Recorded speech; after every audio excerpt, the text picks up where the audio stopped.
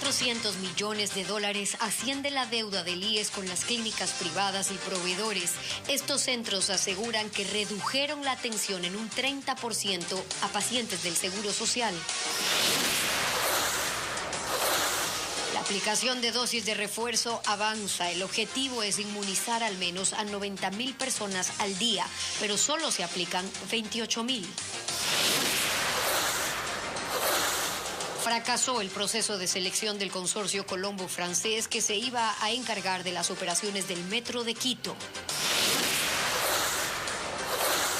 Revelan el video de seguridad que captó el momento en el que 2 policías fueron acribillados en una gasolinera de Juján, en Guayas. Los criminales dispararon más de 30 veces con fusiles y pistolas. Amigos, buenas tardes. Les damos la bienvenida a Televistazo. A 1.400 millones de dólares asciende la deuda que hasta el momento mantiene el Instituto de Seguridad Social IES con sus prestadores, entre estos clínicas y hospitales privados. Las casas de salud advierten que ya han reducido las atenciones en porcentajes importantes a los afiliados derivados de la institución. Hola, Steffi. ¿Qué tal, Gaby y amigos? Bienvenidos, buenas tardes. En contraste, Solca, a quien también le debe el IES, sostiene que ya habrían llegado a un acuerdo de pago, por lo menos. Carla Delgado está siguiendo este tema. Al menos unos 60 hospitales y clínicas privadas del país han atendido desde hace décadas a miles de pacientes derivados de la seguridad social, así como también les han provisto de medicamentos, los mismos que por ahora escasean en los hospitales de la institución. Sin embargo, los afiliados corren serios riesgos de continuar con sus tratamientos en estas unidades de salud. Todo porque el IES les debe cerca de 300 millones de dólares, deuda que dicen es insostenible. El presidente del IES nos ha dicho claramente que no nos puede decir ni cuándo ni cuánto. El proceso de auditoría continúa. Y la reducción de atenciones podría ser aún mayor en los próximos días, según afirma. Es decir, vamos a seguir atendiendo. El IES nos llama para derivarnos pacientes. Vamos a seleccionar, vamos a ver a quiénes podemos atender en función de los recursos que nosotros tenemos. Pero no son los únicos a los que el IES les debe. Según cifras oficiales, la deuda con sus prestadores asciende a 1.400 millones de dólares. Más que nada por un déficit de flujo que ha sufrido el seguro de salud. No es ninguna intención de no pago, no es una decisión de no hay que pagar o hay que prescindir de los prestadores. Advierten que si el gobierno no paga periódicamente a la entidad, un cambio en el panorama actual sería poco probable, pues la deuda total del Estado con el IES es de 4.500 millones de dólares. Sin ese aporte de todos los años, el seguro de salud no va a poder financiar sus operaciones. Esto mientras desde Solca indicaron que finalmente llegaron a un acuerdo de pago, que debió concretarse en mayo pasado. A ellos, el IES les debe más de 130 millones de dólares. Mientras que en Guayaquil, decenas de pacientes renales y sus familiares se congregaron en los exteriores del hospital del IES Teodoro Maldonado Carbo en el sur de la ciudad. Esto como medida de protesta y reclamo al gobierno para que cumpla con el pago de la deuda que mantiene con las clínicas privadas de diálisis. Muchas de estas entidades, según denuncian los afectados, no cuentan con fondos para la compra de insumos y el pago a los trabajadores. Y esta mañana el Ministerio de Salud incluyó a los hospitales Pablo Arturo Suárez y al Eugenio Espejo al proceso de externalización de farmacias. Este plan que busca solventar el desabastecimiento de medicinas en las casas de salud públicas. Las autoridades sanitarias informaron que desde el 14 de julio que arrancó este proyecto en Guayaquil se han entregado 11.300 recetas ya bajo este mecanismo y además garantizan que el proceso de provisión de fármacos continúa. Esperan hasta noviembre tener un 90% de abastecimiento en los hospitales. En el país se aplican 28.000 dosis de vacunas contra el COVID cada día, según el Ministerio de Salud. Un número muy inferior a las 148.000 que se colocaban en enero cuando llegó la variante Omicron y provocó un repunte de contagios. Expertos consideran que la eliminación de la obligatoriedad del carnet de vacunación en espacios públicos desincentiva la inmunización, como nos cuenta Fabiola Santana. En este centro comercial del norte de Quito ya no se exige el carnet de vacunación para ingresar, como lo recomendó el COE Nacional. No, no me han pedido nada. Me parece algo irresponsable. Pero es responsabilidad de cada persona también cuidarse. Según expertos, la medida desincentiva la inmunización contra el COVID-19 e impedirá que el gobierno llegue a la meta de vacunar al 90% de la población mayor a 12 años con la tercera dosis hasta finales de septiembre. En el vacunatorio del Colegio Benalcázar, por ejemplo, se evidenció ausentismo la mañana de este jueves. Hoy más que nunca hay que hacer una campaña comunicacional destinada a concienciar a la ciudadanía para que justamente acuda a los vacunómetros. En el país, 14 millones de personas cuentan con el esquema completo de vacunación y solo 6.7 millones se han aplicado la tercera dosis. Sin contar con los menores de 12 años, aún restarían por vacunar 5.4 millones de ciudadanos. Para llegar a la meta, el Ministerio de Salud debe inmunizar a más de 90.000 personas diariamente, pero el número es menor. Julio y agosto estamos con un promedio diario de 28.868 dosis diarias. La cartera de salud es optimista y espera incrementar el número de inmunizaciones una vez se activen las brigadas en el sector privado. Y en la Asamblea arrancó el debate sobre el veto presidencial a la ley del uso progresivo de la fuerza. La comisión propuso ratificarse en la mayor parte de los temas, por ejemplo, cuando las Fuerzas Armadas podrán apoyar a la policía en el control de la inseguridad. Patricio Díaz está en el Palacio Legislativo. Patricio, cuéntanos cuáles son algunas de las impresiones. ¿Qué tal, Estefi? Amigos televidentes, muy buenas tardes. Como lo decía, se inició el debate, pero también se suspendió después de algo más de una hora de intervenciones. El presidente de la Asamblea Nacional decidió suspenderlo para el próximo sábado a las 10 de la mañana de manera virtual, debido a que hay un proceso dentro de la Asamblea en cuanto al juicio político al Consejo de la Judicatura. Pero lo que mencionabas, en efecto, uno de los puntos claves y de mayor discusión en la Asamblea Nacional tiene que ver en cuándo las Fuerzas Armadas podrán apoyar a la policía en la seguridad ciudadana. De acuerdo a la comisión, únicamente en los estados de excepción. De acuerdo al veto del presidente, también lo amplía a un estado de emergencia que se crea en la propia ley y que tiene que ver en un intermedio entre la normalidad y el estado de excepción.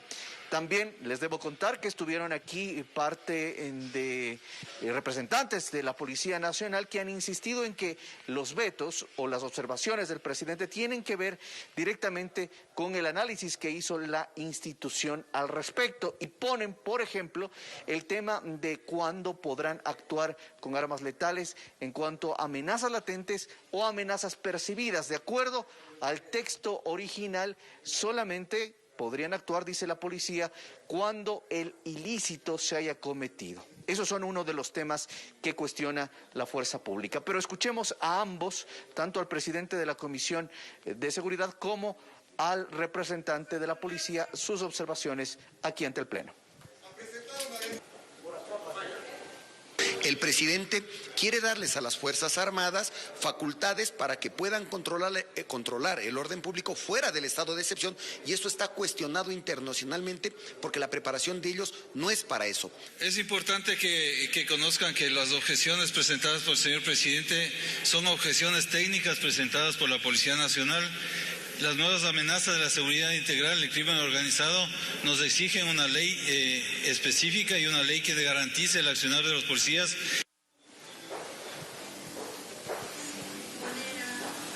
Para ratificarse en el texto original aprobado por la Asamblea se requieren 92 votos. Si no se obtienen esos 92 votos, habría un allanamiento tácito, es decir, se mantendrían las observaciones del Ejecutivo. Se esperan todavía conversaciones hasta el próximo día sábado para definir qué bloques apoyan esta ratificación. Por ahora, el Partido Social Cristiano y el oficialismo han confirmado, el Partido Social Cristiano, la abstención y el oficialismo el respaldo al allanamiento. Es cuanto les podemos informar. Estaremos pendientes del sábado de este debate, de este importante debate para el país. Gaby, regresamos contigo. Muchísimas gracias, Patricio. Ahora les contamos que la policía continúa con las investigaciones del atentado contra 2 de sus agentes que fueron acribillados dentro de un patrullero en una gasolinera del cantón Juján, en Guayas. En la escena se encontraron restos de más de 30 disparos de fusiles y pistolas, como nos informa William Young.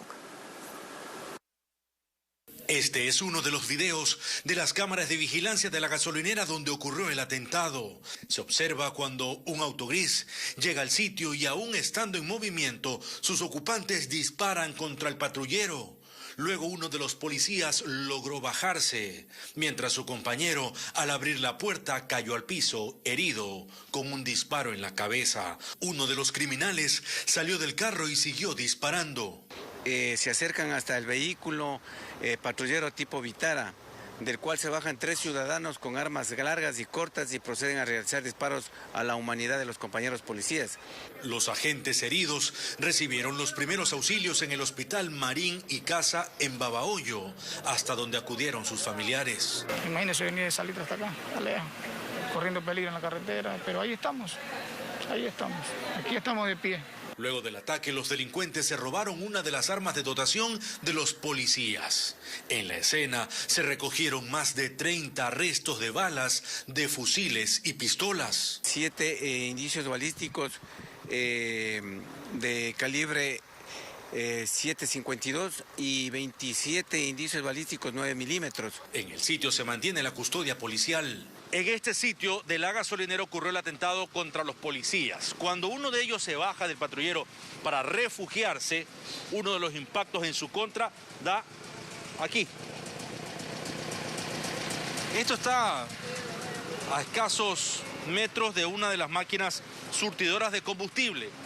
En su huida para tratar de cuidarse, el policía, otro de los impactos de bala da acá, en este vidrio de este local comercial dentro de la gasolinera, y otro también en este lado.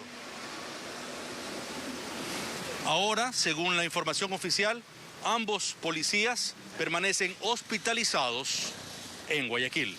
En este hospital están internados ambos uniformados, uno de ellos con pronóstico reservado. Con eso nos vamos a una pausa y cuando regresemos en Televistazo, autoridades de migración revelan nuevas y peligrosas rutas que usan coyoteros para trasladar a ecuatorianos a Estados Unidos. Hay 27 desaparecidos.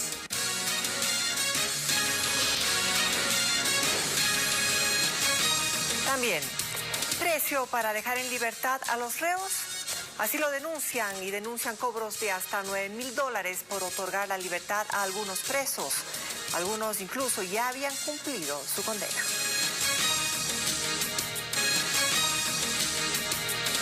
Más noticias a esta hora, gracias por seguir en nuestra sintonía. El proceso de selección del operador del Metro de Quito volvería a cero. El gerente de la empresa confirmó a un medio digital que hubo problemas en el proceso y sin embargo no entregó más detalles. Anunció que van a explicar cuáles fueron los inconvenientes a través de un comunicado que va a ser publicado en las próximas horas. El pasado 15 de julio, el municipio capitalino, junto a los directivos de la organización, anunciaron que un consorcio franco-colombiano iba a estar a cargo de la operación. Pero con este anuncio se pone en riesgo que la obra inicie su trabajo en diciembre, tal como estaba previsto. Más de $24 millones habría pagado Petroecuador de forma injustificada a la compañía No Limit CA para diversos trabajos en la refinería de Esmeraldas. Así lo determinó un examen especial realizado por la Contraloría a los contratos de la estatal con esa empresa entre 2016 y 2021. Un total de 12 personas, entre exfuncionarios de la estatal y personal de la contratista, son señaladas como las responsables y con indicios de responsabilidad penal. La Contraloría ya envió el informe a la Fiscalía para su investigación. Y varias obras de arte de carácter patrimonial fueron recuperadas por la policía en Quito. Según los uniformados, eran comercializadas a través de las redes sociales. Carlos Luis Carrillo nos trae ese tema.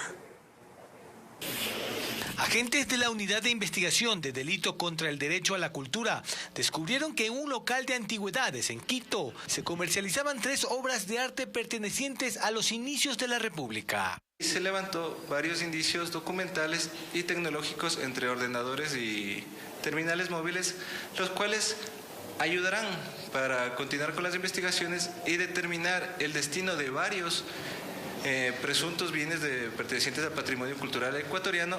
Según la policía, las piezas se publicitaban a través de las redes sociales y eran comercializadas tanto dentro como fuera del país. Estos bienes no tienen avalúo y no tienen un valor económico por ser parte del Estado ecuatoriano y es parte de nuestra historia.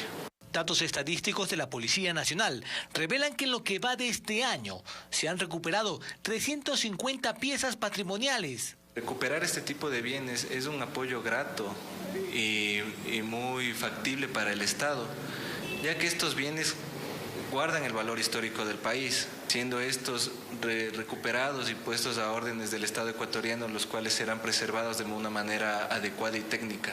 Aunque no hubo personas detenidas en este caso, la policía continúa con las indagaciones a fin de ubicar más antigüedades. Las 3 tienen igual.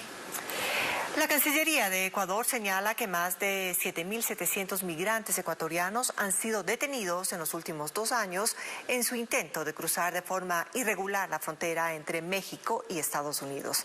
Asimismo, 27 compatriotas permanecen desaparecidos. Las autoridades advierten que las redes criminales escogen rutas más peligrosas para el tráfico de personas. Nos informa Bessie Granja. Los últimos casos de ecuatorianos fallecidos y desaparecidos en la frontera entre México y Estados Unidos alertan a las autoridades ecuatorianas sobre el flujo de compatriotas, víctimas de las redes de tráfico de personas a ese país. Cifras oficiales detallan que en los últimos 2 años, más de 7.700 ecuatorianos han sido detenidos y expulsados de Estados Unidos. Asimismo, 27 compatriotas permanecen desaparecidos en la frontera con México. La viceministra de Movilidad Humana, Silvia Espíndola, señala que a pesar de las restricciones de visado en países centroamericanos como Guatemala y México, las bandas dedicadas al tráfico ilícito de migrantes encuentran nuevas rutas. Y hay países como por ejemplo Honduras y Nicaragua que no solicitan visas a los ciudadanos ecuatorianos y esto hace que en los últimos meses se haya incrementado en un 30% la emigración de población ecuatoriana por esas rutas. Cifras oficiales detallan que de enero a junio de este año, 13.975 ecuatorianos viajaron a Nicaragua. De ese total, 250 regresaron a Ecuador. No existen políticas de Estado en beneficio de los ecuatorianos en el extranjero y no existen políticas de Estado para que los ecuatorianos se queden a trabajar. La Cancillería analiza proyectos en los cuales se trabajará para tratar de mitigar esta problemática. Y que las personas opten por trabajar por un tiempo determinado de una manera regular en países desarrollados, como por ejemplo en España, en los Estados Unidos, en Canadá, en Australia. Estamos buscando suscribir convenios con esos países. La migración riesgosa no solo ha dejado víctimas mortales y desaparecidos. En Ecuador, los familiares deben afrontar las deudas con los denominados coyoteros.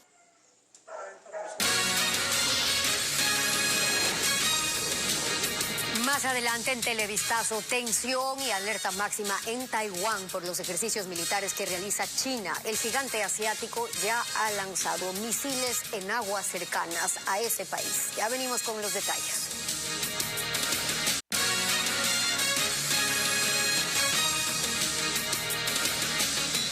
Seguimos con más noticias. El Servicio Nacional de Atención a Privados de la Libertad asegura haber reducido el hacinamiento que ahora se calcula en un 7%. Esto tras la liberación de más de 3.000 reos durante los últimos 8 meses. Sin embargo, ¿existen riesgos al liberar presos sin rehabilitación social? ¿Podrían volver a delinquir en las calles? Bueno, son algunas de las interrogantes. Enseguida, Diego Cuenca nos describe la situación penitenciaria. El gobierno quiere terminar el año sin hacinamiento en los 36 centros carcelarios del país. Para eso, uno de los recursos es facilitar que los privados de la libertad, que han cumplido más del 60% de la pena, puedan salir de prisión. Escogió un fuerte grupo de abogados quienes están trabajando en los centros y están agilitando todos los procesos para que las personas que han cumplido con el tiempo de 40 o 60% dependiendo de la norma cuando fueron detenidos puedan salir en libertad lo más pronto posible. Así, desde el pasado 8 de diciembre, la población penitenciaria era de 36.086 reos. Pero hasta la última semana de julio se redujo a 32.543. Es decir, que el hacinamiento actualmente es del 7,75%, según el Sistema de Atención a Privados de la Libertad, SNAI. Sin embargo, en la penitenciaría del Litoral, en Guayaquil, no todos pueden acceder a los beneficios para salir de prisión.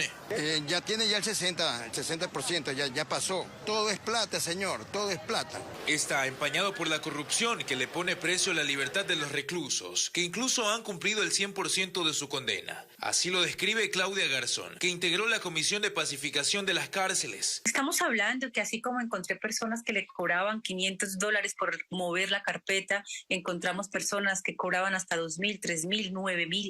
Encontré muchos casos donde si quieres tu libertad, tienes que pagar por tu derecho. Eso es inhumano. Ella hace observaciones a los riesgos al soltar a personas sin rehabilitación social, que salen sin monitoreo para evitar que vuelvan a delinquir en las calles. Se necesita tener un seguimiento de las personas privadas de la libertad en su labor de reinserción y de reinsertarse a la sociedad efectivamente. Si no existe seguimiento, vamos a tener personas que reinciden nuevamente. Así, el proceso de despoblar los reclusorios continúa en medio de una espiral de violencia que no da tregua en el país.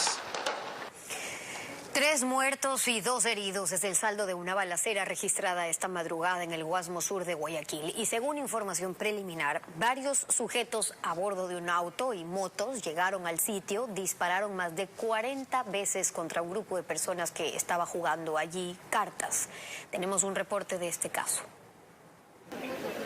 Lo que ocurrió esta madrugada en el bloque 3 de la cooperativa Unión de Bananeros en el sur de Guayaquil fue una masacre.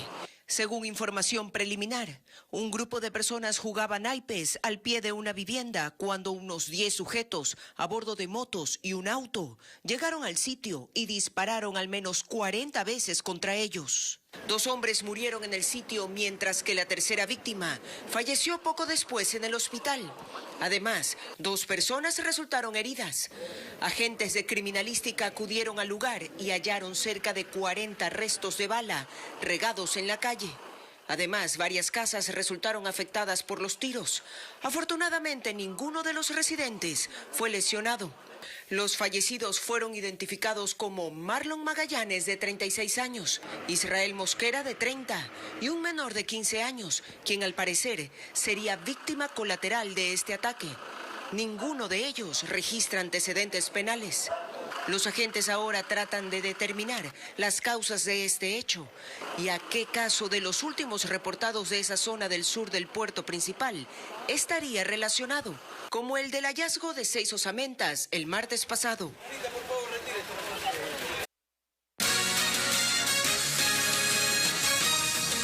Más noticias a esta hora, gracias por seguir en nuestra sintonía. Vamos a ver ahora cómo 2 delincuentes usan un combo para romper los ventanales de una oficina de transporte en Durán.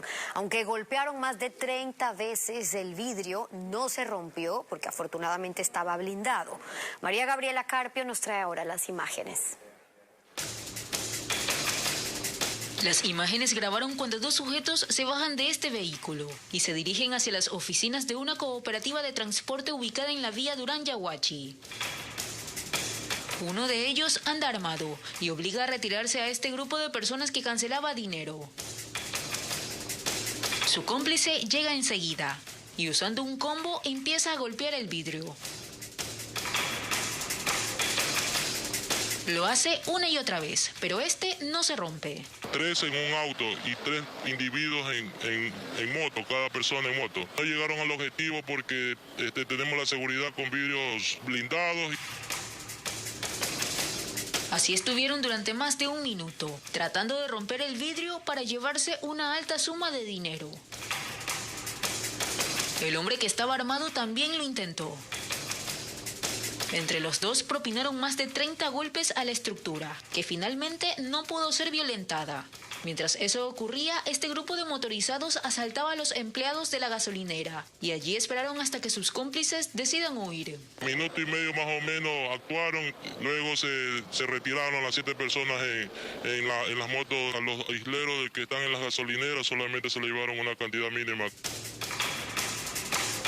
La policía realiza operativos para tratar de dar con estos delincuentes. Y aunque esta vez los asaltantes no cumplieron su objetivo, los empleados temen realizar sus actividades, pues sostienen que la delincuencia los acecha a diario.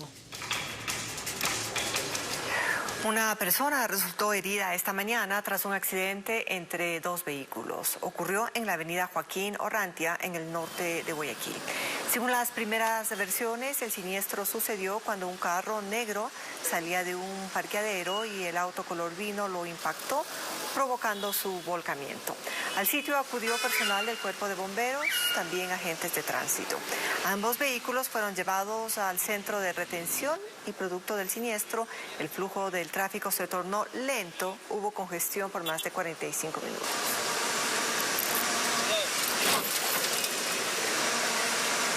Y 2 osos de anteojos se quedaron atrapados entre 2 árboles en el sector de Angochagua, estos en Imbabura. Una vez se dio alerta al ECUNEVE, 11 personal del Cuerpo de Bomberos de Ibarra acudió a rescatar a los 2 mamíferos que se encontraban a una altura de más o menos 15 metros.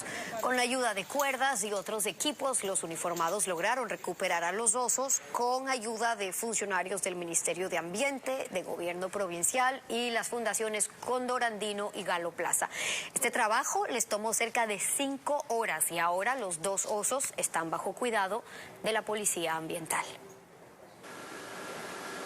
Con el objetivo de darles más comodidad y confianza a los clientes, muchos negocios tradicionales como las barberías y gabinetes han evolucionado para dar un mejor servicio a quienes los visitan. Olga Chang nos muestra las propuestas de 2 establecimientos del Guayas.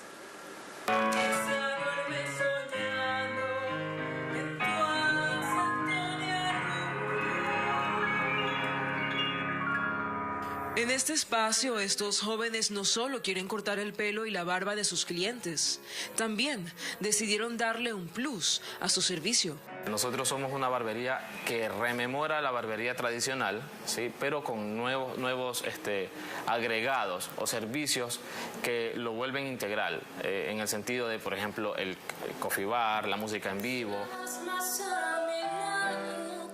The Mustache está ubicado en el cantón San Borondón. Josué y su hermano Saulo Chung iniciaron este negocio sin ningún tipo de experiencia, pero fue un momento de necesidad, lo que los motivó durante el confinamiento. Habían cerrado todo, o sea, no había manera de poderse ir a cortar el cabello ni nada. Entonces, mi hermano, él me dice, oye, cortémonos, o sea, vamos a ver, intentémoslo.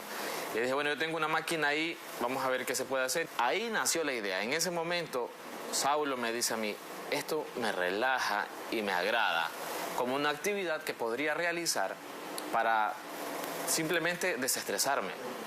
Y ahí me dice, ¿y si nos ponemos una barbería? Entonces, esa era la idea de hacer un lugar, un espacio para el hombre, ¿sí? En donde se sienta bien atendido. Es un lugar específico para él. Es una experiencia muy extraordinaria. El ambiente es un ambiente muy cálido, las personas te atienden excelentemente bien. A veces tengo la opción de pedir una música que me gusta y para que me dicen, sí, no hay ningún inconveniente y la tocan para relajarme mucho más en el corte de cabello. Pero al sur de Guayaquil también hay un lugar que optó por innovarse. Se trata de Holiday Bar, un lugar donde usted puede relajarse con su bebida preferida mientras le realizan un manicure o pedicure. Quisimos dar como que un plus, es decir, ofrecerles bebidas a los clientes. Inicialmente era solo por el tema de apertura, pero nos dimos cuenta que tenía bastante acogida, entonces decidimos como que mantenerlo como un servicio adicional. Nos dimos cuenta que en el sector no había un lugar parecido a esto, es decir, que ofrezca un plus al servicio que ya estamos ofreciendo. Actualmente los clientes vienen bastante por por el tema de las bebidas. Primera vez que yo vengo y quedé fascinada, me encanta, en serio, muy buena atención y más que todo con la bebida que nos ofrecen aquí a los clientes. Son negocios que quieren marcar una diferencia y que buscarán renovarse, no solo para que sus clientes se sientan cómodos, sino para que regresen siempre.